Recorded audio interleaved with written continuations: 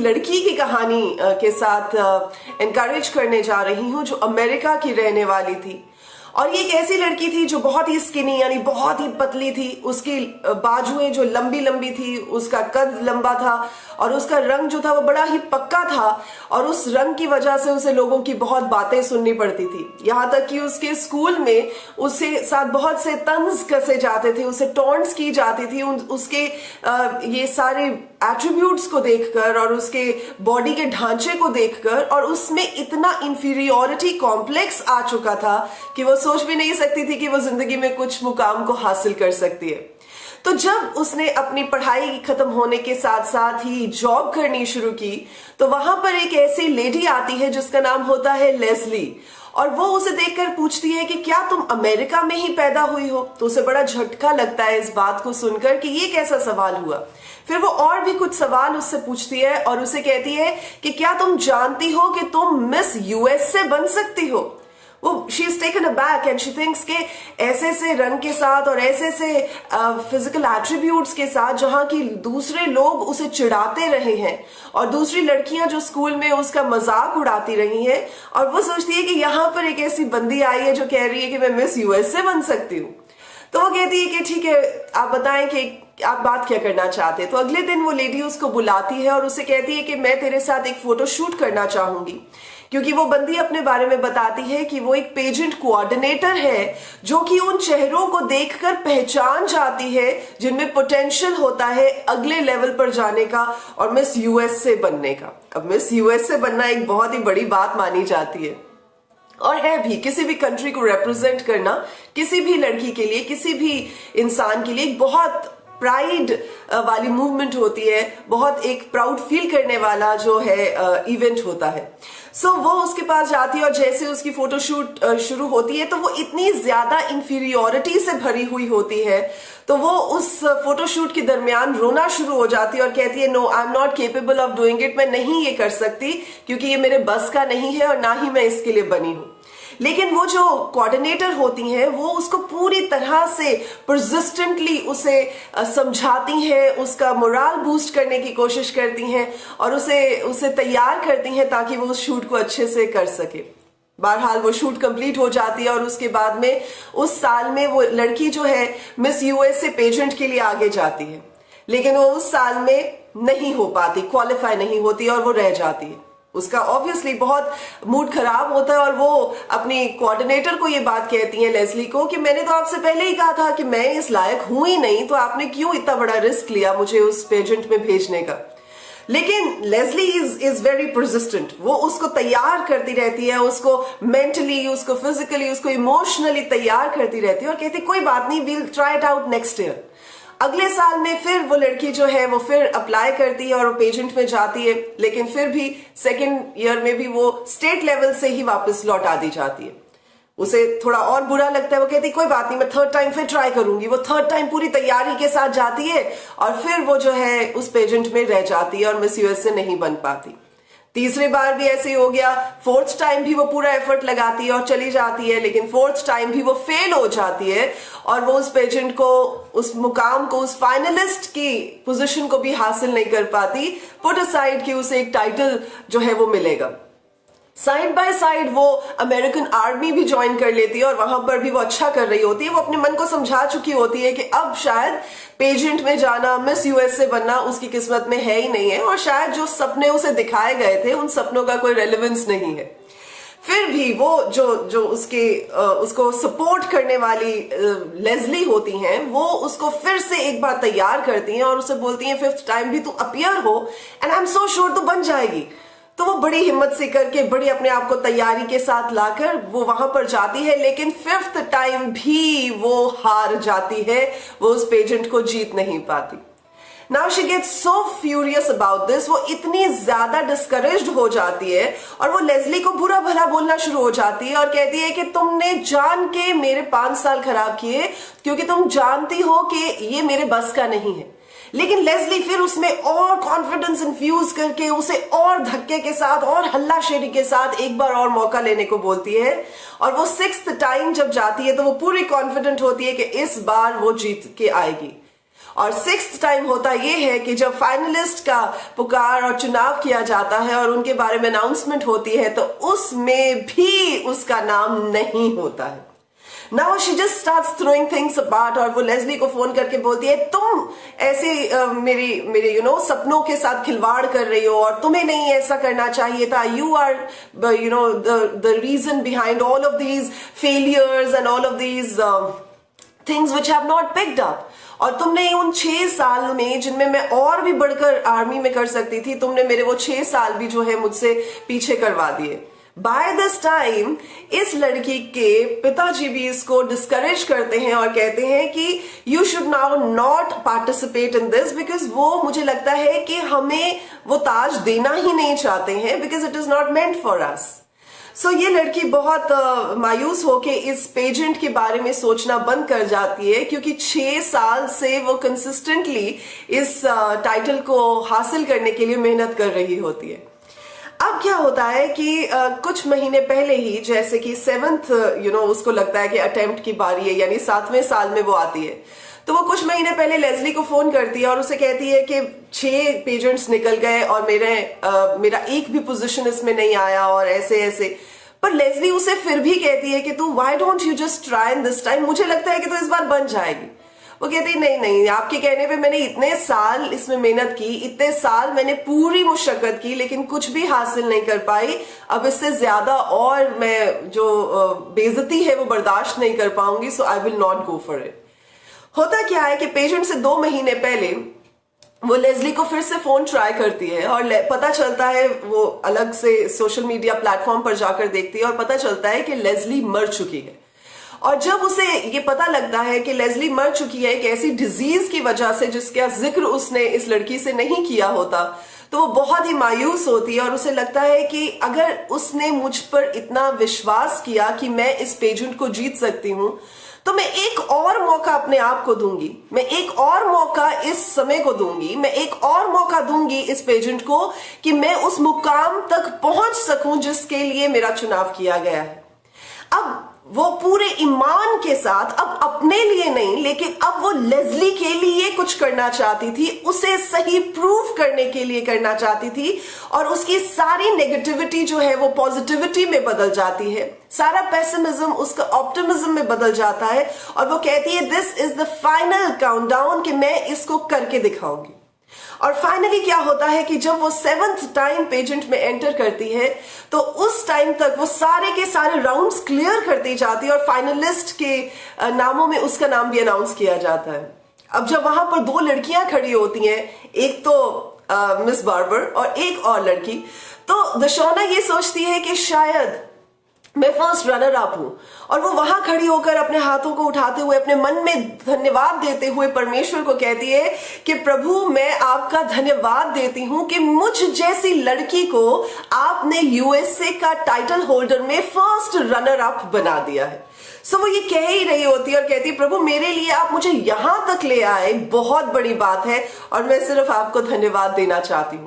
उसी time winner की announcement होती है और बताया जाता है कि Deshauna Barber is the Miss USA 2016, और वो एकदम घबरा जाती है and she feels so weak in her knees because उसने एक्सपेक्ट ही नहीं किया था कि ये चीज जो है, जो विजन उसको दिखाया गया था, जो गोल उसके सामने रखा गया था, जिस बात के लिए परसिस्टेंटली वो 7 साल से मेहनत कर रही थी, जिसके लिए उसे पुश किया गया था, जिसके लिए उसको तैयार किया गया था, वो मुकाम उसने हासिल कर लिया है। और जब वो क्राउन उसके सर पे डाला जाता है, जब वो सैश उसके गले में डाला जाता है, तो उसे ऐसा महसूस होता है कि अगर लेस्ली वहां होती तो वो कहती कि लुक मैंने तुझे कहा था कि तू ही इसकी हकदार है, तू जरूर मिस यूएसए बनेगी। मेरे दोस्तों, आज जो बात मैं आपको बताना चाहती हूं वो ये है कि कई बार परमेश्वर अपने किसी जन के द्वारा, परमेश्वर अपने किसी इंसान, अपने किसी सर्वेंट के द्वारा आपकी लाइफ में कोई ऐसा गोल, कोई ऐसा बीज, कोई ऐसा विजन भेज देते हैं जो शायद आपने कभी सोचा ना हो, जिसके बारे में आपने कभी तवक्को ना की हो, जिसके बारे में आपको लगता हो कि आप इनकेपेबल हैं, आप इनकॉम्पिटेंट हैं और वो चीज हासिल करना आपके बस की बात नहीं है, लेकिन फिर भी क्योंकि वो आपकी आंखों में डाल दिया जाता है, आपके मन में डाल दिया जाता है, तो आप उस चीज को देखते हुए आगे बढ़ते रहते हैं उन आशाओं, उन उम्मीदों, उन परसिस्टेंस, उन हार्डवर्क की बातों के साथ, जो आपको लगता है शायद बेबी स्टेप्स की मानद आपके गोल को अचीव करने के लिए आपकी मदद करेंगे।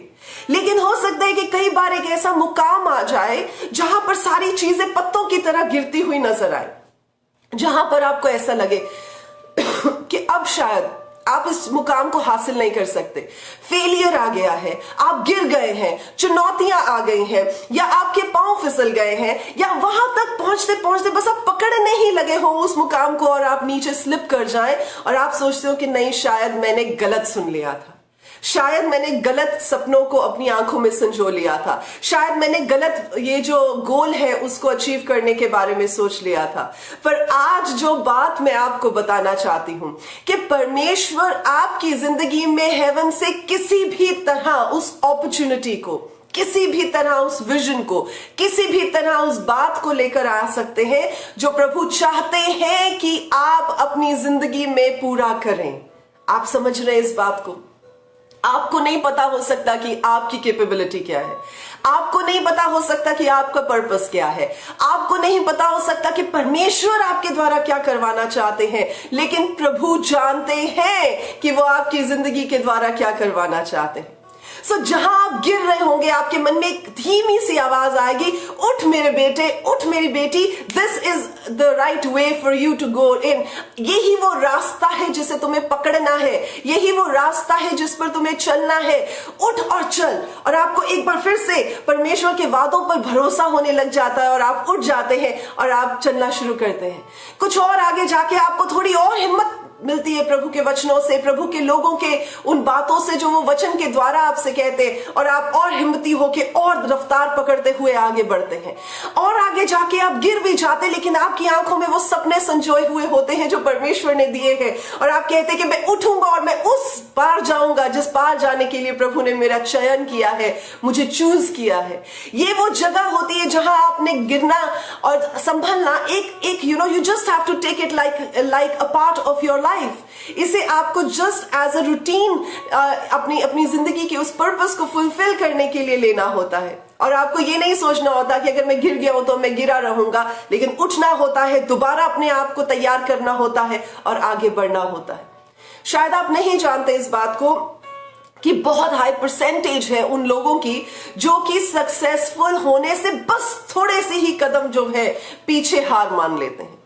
थोड़े से ही कदम और चलकर वो उस मुकाम को हासिल कर सकते थे जिसके लिए उन्होंने मेहनत की थी, but just because they gave up so soon, इसलिए वो उस मुकाम तक नहीं पहुंच सके। आज परमेश्वर के लोगों में आपको एनकरेज करना चाहती हूं, जैसे दुशौना ने अपनी जिंदगी में देखा, जैसे उसने देखा कि कैसे परमेश्वर की ओर से उसकी लाइफ में एक विजन दे दिया गया था, उस आवाज के द्वारा जो कि लेस्ली की आवाज थी, और उस मुकाम को हासिल करने के लिए उसने अपने प्रेशियस इयर्स लगाए पूरी मेहनत के साथ, जबकि उसके घर के लोगों ने भी उसे बहुत डिस्करेज कर दिया उस एक जगह पर आकर कि उन्हें लगा कि शायद ये चीज उसके लिए नहीं बनी है।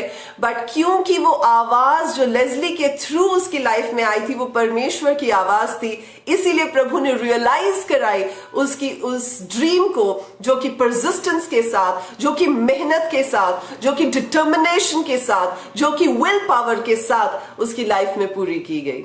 आमीन। देखिए, प्रभु का वचन कहता है आस्क, सीक, नॉक, यानी कि मांगे, ढूंढे, खटखटाएं। और जब हम मांगते हैं, जब हम ढूंढते हैं, जब हम खटखटाते हैं, तो हम उस मुकाम पर पहुंच जाते हैं, हमारे लिए वो दरवाजे खोले जाते हैं, हम वो चीजें ढूंढ लेते हैं जो परमेश्वर ने हमारे लिए रखी हो। आमीन। एक चीज और आपको बताना चाहूंगी, जबकि हम book of acts of apostles पढ़ते हैं, प्रेरितों के काम पढ़ते हैं, उसके 16 चैप्टर में आप देखेंगे कि संत पौलुस को परमेश्वर मैकेडोनिया के लिए एक ऐसा विजन देते हैं जो कि उसे हासिल करना है। और परमेश्वर उसे दिखाते हैं, वो सारी जगह पर जाकर उन्हें परमेश्वर के वचन को बताना है। वहां पर लोगों को परमेश्वर के बारे में ज्यादा कुछ पता नहीं था। और जब वो उस जर्नी पर निकलते, अलग अलग जगहों पर जाकर वो एक जगह पर आते हैं जिसका नाम है फिलिपी। और फिलिपी में आकर जैसे ही वो वचन को बताना शुरू करते हैं तो लिडिया नाम की एक औरत जो है वो और उसका घराना परमेश्वर के वचन को रिसीव करता है। लेकिन कुछ ऐसा हो जाता है उस दरमियान कि उन दोनों को, पौलुस और सिलास को, उठाकर जेल में फेंकवा दिया जाता है, क्योंकि वहां पर वो एक भावी कहने वाली आत्मा के द्वारा एक लड़की को फ्री कर देते हैं। और क्योंकि वो एक ऐसी मॉनेटरी हेल्प होती है अपने ओनर्स के लिए, तो उसके ओनर्स पौलुस और सिलास के ऊपर उल जलूल गलत बुलत जो है इल्जाम लगाकर उन्हें मरवाते हैं, पिटवाते हैं, उनके कपड़े फड़वा देते हैं और उसके बाद उन्हें जेल में फिकवा देते हैं। अब जब मैजिस्ट्रेट्स उसको उन्हें जेल में फिकवा देते हैं तो साथ में एक बड़ी ही स्ट्रिक्ट इंस्ट्रक्शन देते हैं, और वो इंस्ट्रक्शन ये होती है कि इनका खास ख्याल रखा जाए। खास ख्याल का मतलब है कि उन्हें ये बाहर वाले प्रिजन में नहीं डालना, इनर वाले प्रिजन में डालना है, जहां पर बहुत मुश्किल से वो सांस भी ले पाए और जहां पर उन्हें बड़ी कठोरता के साथ बांध कर रखा जाए, बड़ी पेनफुल कैप्टिविटी में रखा गया। लेकिन जो बात मैं आपको बताना चाहती हूँ वो ये है कि देखिए, जब पौलुस ने परमेश्वर से इस विजन को पाया तो विजन था उस जगह पर लोगों को जीतना, विजन था उस जगह पर परमेश्वर के वचन को फैलाना, विजन था कि अंधेरे में से लोगों को रोशनी में लेकर आना। लेकिन अब क्या हुआ? अब तो वो जेल की सलाखों में खुद ही उस जगह पर बैठे थे जहां पर अंधेरा था, जहां पर खामोशी थी, जहां पर मायूसी थी, जहां पर दर्द था, जहां पर कोई होप नजर नहीं आ रही थी। बट दीज टू गाइज, ये इतने जिद्दी लोग थे, ये इतने परसिस्टेंट थे कि ये आधी रात को भी परमेश्वर की जोर जोर से महिमा और स्तुति और गुणगान के गीतों के साथ खुद तो खुश हो ही रहे थे, लेकिन आसपास के सब लोगों को भी ये बातें सुनाई दे रही थी, ये गीत सुनाई दे रहे थे। They were pushing in, they were pressing in into the vision जो परमेश्वर ने उन्हें दी थी। उन लोगों ने ये सोच लिया था कि वो गिव इट नहीं करेंगे, वो छोड़ नहीं देंगे, वो गिव अप नहीं करेंगे, लेकिन they will keep pushing in into the vision जो परमेश्वर ने उनके लिए रखी है। आमीन। और हम देखते हैं कि हुआ क्या। वहां पर लिखा है कि एक जबरदस्त भूचाल आया, लिखा है पावरफुल। अगर आप इसको अलग अलग वर्जन्स में देखें तो वहां लिखा है it was a powerful earthquake. तो एक पावरफुल अर्थक्वेक ने क्या किया, वैसा वचन बताता है कि जो फाउंडेशन थी, जो नींव थी उस जगह की, वो भी पूरी हिल गई। और जैसे ही वो नींव हिली, जैसे ही वो जेल की जो चीजें हैं वो हिल गई, तो ऑब्वियसली आई एम श्योर कि वो इतना भयानक अर्थक्वेक था कि जो टॉर्चेस थी वो बुझ गई होंगी। जो वचन बताता है कि जो कैदियों की जंजीरें थी वो टूट गई और खुल गई, ताकि जो लोगों के हाथ थे, लोगों के पैर थे, वो आजाद हो गए। सो हुआ क्या कि इस टाइम पे इट वॉज अ डेवस्टेटिंग, बहुत ही बुरा मंजर उस जगह पर रहा होगा। और जब उस जगह के सुपरवाइजर ने, जेलर ने ये देखा तो जेलर घबरा गया। वो लिखा है कि वो सोया हुआ था और जब वो he was shaken out of his sleep, जब उसको शेक करके उठाया गया इस अर्थक्वेक की वजह से और उसने सारी ओर तबाही देखी, तो वो इतनी बुरी तरह डर गया कि उसने अपने कपड़े फाड़ दिए और अपनी स्वॉर्ड निकाली, अपनी तलवार निकाली और अपने आप को खत्म करने के लिए भी आमादा हो गया। वो एक ऐसा इंसान था, वो डर चुका था, क्योंकि वो जानता था कि अगर जेल में से कैदी बाहर चले गए तो ऑब्वियसली उसे अपनी जान का खामियाजा देकर उन सब चीजों में से बाहर निकलना पड़ेगा। सो वो अपने आप को खत्म ही करने लगता है, जबकि संत पौलुस उसे आवाज मारकर बताता है कि सब कुछ ठीक है, कोई नहीं भागा, एवरीबॉडी इज हियर। और वचन बताता है कि एकदम आकर दरोगा, एकदम वो जेलर जो है वो संत पौलुस के पैरों में गिर जाता है और उसे कहता है कि मैं ऐसा क्या करूं कि मैं बचाया जा सकूं, मैं परमेश्वर को जान सकूं। आज मेरे अजीजों, जो बात मैं आपको बताना चाहती हूं इस कहानी के जरिए से भी, वो ये है कि ना तो पौलुस ने उस विजन को लेट गो करने दिया, ना ही पौलुस ने उस विजन को जाने दिया जो प्रभु ने उसे दी थी, चाहे जितने भी अप्स एंड डाउन्स, जितने भी हाइज और लोज क्यों नहीं आए।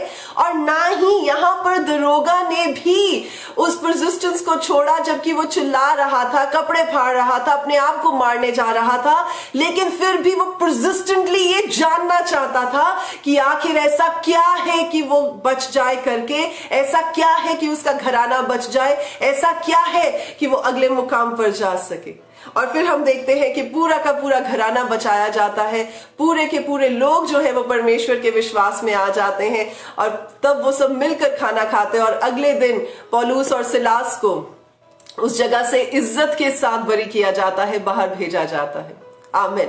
तो आज जब आप उस मुकाम पर पहुंचने के लिए चल पड़े हैं जो परमेश्वर ने आपको दिया है, उस विजन को आप थामे हुए हैं जो परमेश्वर ने आपको दिया है, तो जो भी आपके रास्ते में चीजें आती हैं, चाहे जेल की सलाखें हैं, चाहे बंदीगृह की बेड़ियां हैं, चाहे किसी की अच्छी बातें हैं, चाहे डिस्करेजमेंट की बातें हैं, चाहे आप गिरते हैं, चाहे आप संभलते हैं, चाहे आप अपने आप को समेट कर फिर चलना शुरू करते हैं, लेकिन परमेश्वर का वचन बताता है कि परमेश्वर अपने लोगों को चाहे वो 7 बार गिर भी जाए तब भी उठाकर खड़े कर देने वाला परमेश्वर है।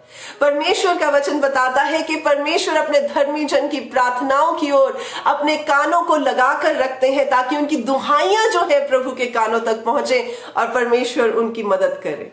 परमेश्वर का वचन बताता है कि परमेश्वर ने अपने लोगों के लिए एक उत्तम प्लान को तैयार किया है, जो प्लान उन्हीं के द्वारा वो पूरा करना चाहते हैं। सो आज मैं इन बातों से आपको इंकरेज करना चाहती हूं कि अपने जीवन की मायूसियों, डिस्करेजमेंट्स की ओर ध्यान मत लगाएं, अपनी जिंदगी के फेलियर्स की ओर ध्यान मत लगाएं, अपनी जिंदगी में लोग क्या कह रहे हैं या कहेंगे उसकी ओर ध्यान मत लगाएं। इन बातों पर गौर ना फरमाएं कि पता नहीं ये चीजें कब होंगी, कैसे होंगी, होंगी भी कि नहीं होंगी, लेकिन इस बात पर ध्यान लगाएं कि जब परमेश्वर की आवाज, परमेश्वर का विजन, परमेश्वर की ओर से दिया हुआ गोल आपकी लाइफ में पहुंचा है, तो निसंदेह परमेश्वर ही है, विदाउट एनी डाउट परमेश्वर ही है जो आपकी मदद करेंगे ताकि आप उस मुकाम को हासिल कर सके, उस गोल को अचीव कर सकें। आमीन। I hope you are understanding what I am saying. I hope आपको समझ में आ रही है कि परमेश्वर का वचन आज आपसे क्या कहना चाहता है। आमीन। आइए इस समय हम प्रार्थना के लिए अपने मन को तैयार करें कि परमेश्वर हमसे बात करते हुए हमारे मन को टटोले, हमारे मन से उस डर को निकालें। और साथ ही साथ मैं आपके साथ चंद टेस्टिमनीज शेयर करना चाहती हूँ। ऑस्ट्रेलिया से भाई रॉबिन ने हमें बताया कि उनकी आंखों में कुछ हफ्तों से स्ट्रेन था और उनकी आंखें बहुत तकलीफ में थी, लेकिन जिस दिन उन्होंने ऑनलाइन प्रेयर को रिसीव किया जो कि आंखों के लिए की गई, परमेश्वर ने उन्हें चंगाई दी और वो आई स्पेशलिस्ट के पास जाने के लिए जो अपॉइंटमेंट थी उसे रद्द करते हुए परमेश्वर का धन्यवाद देते हुए इस बात को कहते हैं कि प्रभु ने उन्हें भला चंगा किया है। एक और आंखों की जो टेस्टिमनी मैं आपके साथ शेयर कर रही हूँ, ब्रदर सुरेश ने लिखा है और वो कहते हैं कि उनकी आंखों में भी प्रॉब्लम थी और उनका बीपी भी एबनॉर्मली हाई रहता था। बैंगलोर से भाई सुरेश लिखते हैं इस बात को, और बीपी भी उनका एबनॉर्मली हाई रहता था, लेकिन जिस दिन उन्होंने ऑनलाइन प्रेयर को रिसीव किया और परमेश्वर ने उनकी प्रॉब्लम को दूर किया तो उनका नॉर्मल भी बिल्कुल, जो उनका बीपी भी है वो भी बिल्कुल नॉर्मल आ गया और उनकी आंखें भी बिल्कुल प्रभु ने ठीक कर दी। प्रभु का धन्यवाद देते हैं। बहन संदीप कौर लिखती हैं पंजाब से और वो बताती हैं कि 1.5 साल से उनके मैरिटल रिलेशनशिप में बहुत डिस्प्यूट था और उनके हस्बैंड के साथ उनकी बहुत प्रॉब्लम चल रही थी, लेकिन जब उन्होंने परमेश्वर की ओर से इन प्रेयर्स में पार्टिसिपेट किया जो हम ऑनलाइन प्रार्थना करते हैं, उसके बाद परमेश्वर ने उन पर ऐसा कर्म किया कि प्रभु ने उनकी मैरिटल रिलेशनशिप को रिस्टोर किया, जिसके लिए हम प्रभु का धन्यवाद देते हैं।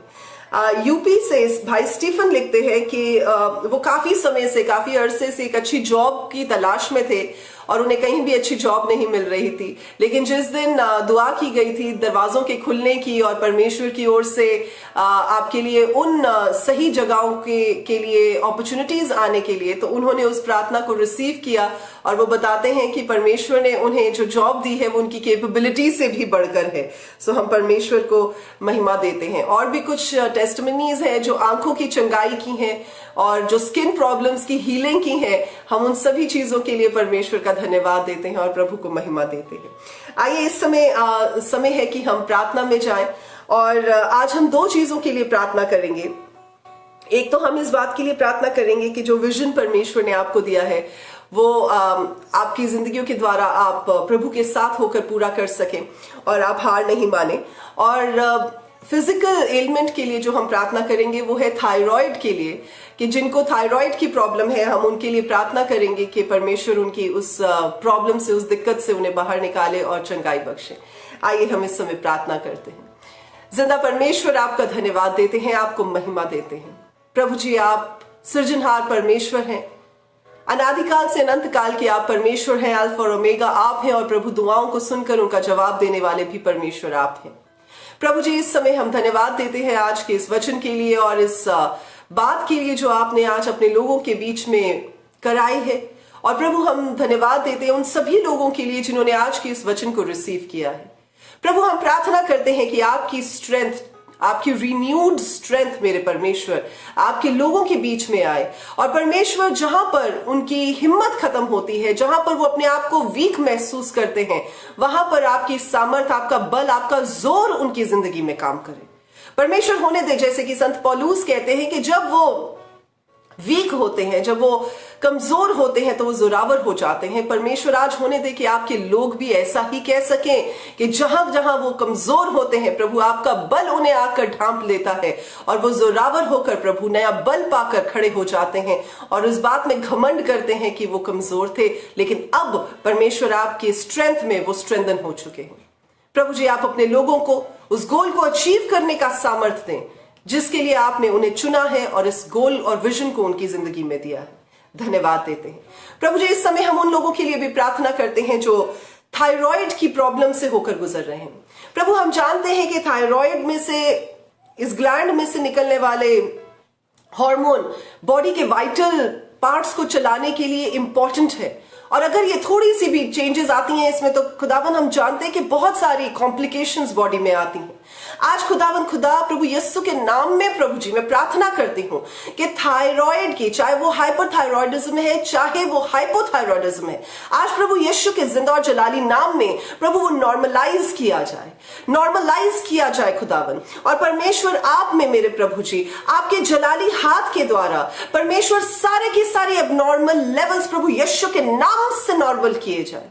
प्रभु, you are the one who creates things, you are the one who speaks things into creation. तो प्रभु, आज आपके वचन के द्वारा, आपके चंगाई के वचन के द्वारा प्रभु होने दें कि आप अपने लोगों के मध्य में इस काम को करें कि प्रभु उनकी एबनॉर्मैलिटी नॉर्मैलिटी में बदल जाए प्रभु यीशु के नाम में। और प्रभु, आपकी चंगाई उनके शरीर में दिखाई दे, आपकी चंगाई उनके थायराइड ग्लैंड्स में दिखाई दे प्रभु यीशु।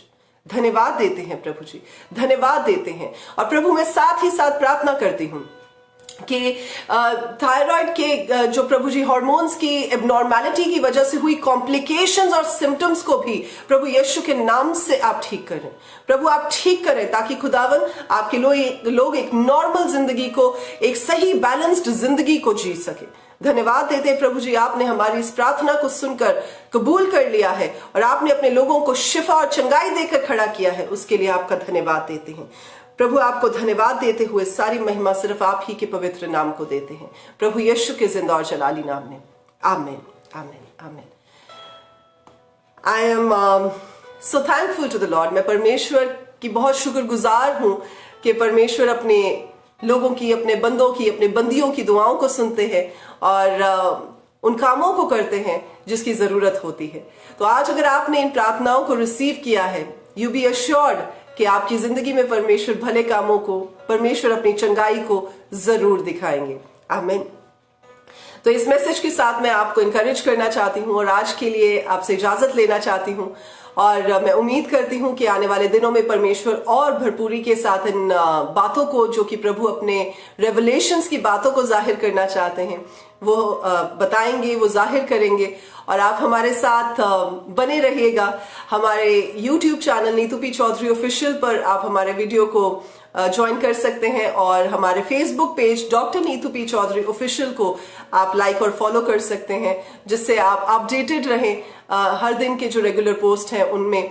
और आप हमारे व्हाट्सएप मैसेजेस जो रेगुलरली आते हैं, ऑडियो मैसेजेस, उनमें भी बने रह सकते हैं। और नंबर है, इंडिया का नंबर है 7508292916, 7508292916। तो इस पर आप हमसे राब्ता कर सकते हैं। आप अपने नाम के साथ हमें मैसेज भेज सकते हैं ताकि हम आपको जो रेगुलर ऑडियो मैसेजेस हैं वो भेज सके। बहुत सारी गवाहियां हैं जो लोग बताते हैं जिनकी लाइफ में ये ऑडियो मैसेजेस की वजह से परमेश्वर ने उनकी स्पिरिचुअल अपलिफ्टमेंट में बहुत इन मैसेजेस को यूज किया है, तो हम प्रभु को धन्यवाद देना चाहते हैं। सो आज के लिए बस इतना ही। अगर आपकी कोई प्रेयर रिक्वेस्ट है तो आप हमें व्हाट्सएप कर सकते हैं, आप हमें फोन कर सकते हैं। तो प्लीज व्हाट्सएप नंबर पे व्हाट्सएप ही करिएगा, फोन मत करिएगा। दूसरा नंबर जो प्रेयर टावर का है उस पर आप हमें कॉल कर सकते हैं, और आप हमें ईमेल कर सकते हैं, आप हमें मैसेजेस कर सकते हैं, इनबॉक्स में मैसेंजर के थ्रू भी आप हमसे राब्ता कायम कर सकते हैं।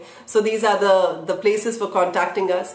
और प्रभु आप सबों को बहुत आशीष दें, और जब हम दोबारा मिलें तो आपकी बहुत सारी टेस्टमनीज हों, आपकी बहुत सारी ऐसी गवाहियां हों जो प्रभु में आप शेयर करना चाहते हैं। सो तब तक के लिए आप अपना ख्याल रखिएगा। God bless you all.